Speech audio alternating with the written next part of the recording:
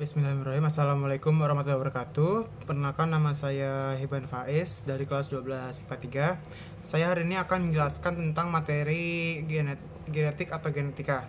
Pertama, pengertian dari genetik adalah substansi yang berperan untuk mengatur pewarisan sifat pada keturunan. Dalam materi genetik ini terbagi menjadi 4 bagian, yaitu DNA, RNA, gen, dan kromosom. Pertama, saya akan menjelaskan tentang DNA. DNA atau deoksiribonukleik acid berfungsi sebagai penyimpan informasi genetik untuk pewarisan sifat. Penemu dari DNA yaitu Johannes Friedrich Miescher, dan awalnya dia menyebut DNA sebagai nuklein. Kemudian ada Rosalind Franklin, dia membantu dalam memberi petunjuk terkait struktur DNA secara 3 dimensi. Dan terakhir yang menggambarkan DNA secara 3 dimensi adalah James Watson dan Francis Crick. Struktur dari DNA itu berbentuk double helix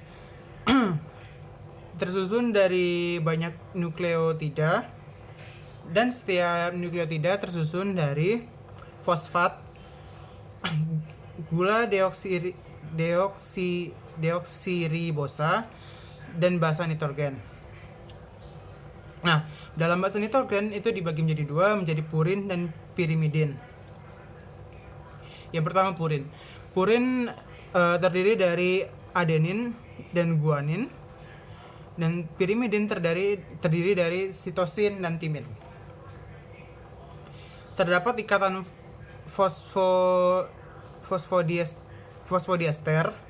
Nah, ikatan fosfodiester itu mengikat basa nikotida satu dengan yang lain.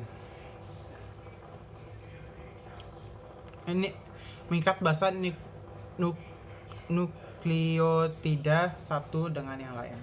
Kemudian ada RNA. RNA adalah ribonucleic acid. RNA adalah asam nukleat untai tunggal atau hanya satu baris.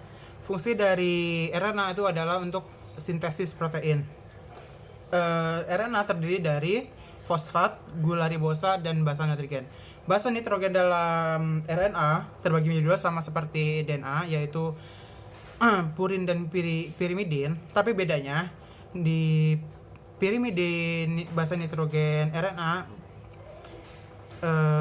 timin diganti menjadi urasil. Jadi purinnya sama adenin dan guanin, pirimidinnya berubah menjadi sitosin dan urasil.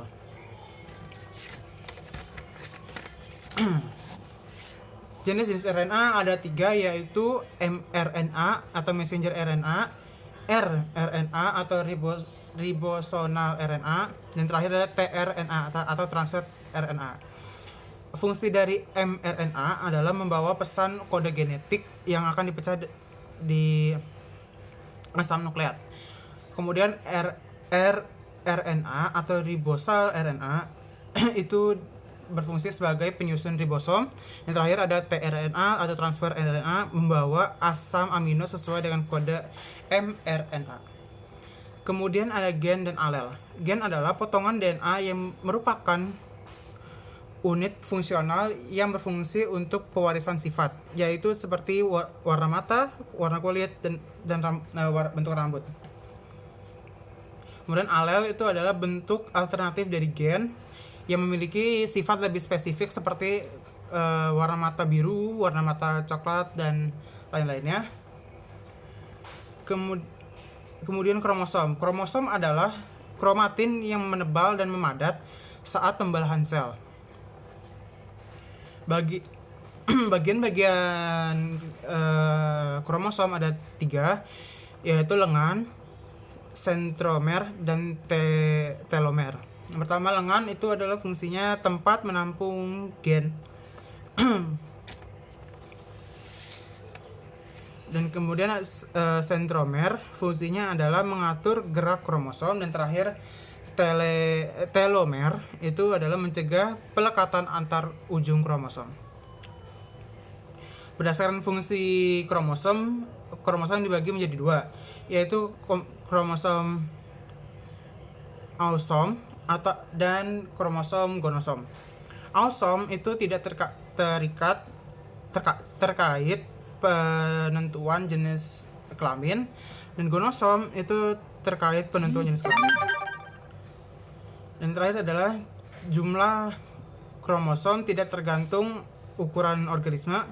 Dan untuk penulisan kromosom pada laki-laki itu adalah 44A ditambah XY atau 22AA ditambah XY. Untuk perempuan 44A ditambah XX atau 22AA ditambah XX. Sekian dari saya, jika ada kekurangan mohon maaf. Wassalamualaikum warahmatullahi wabarakatuh.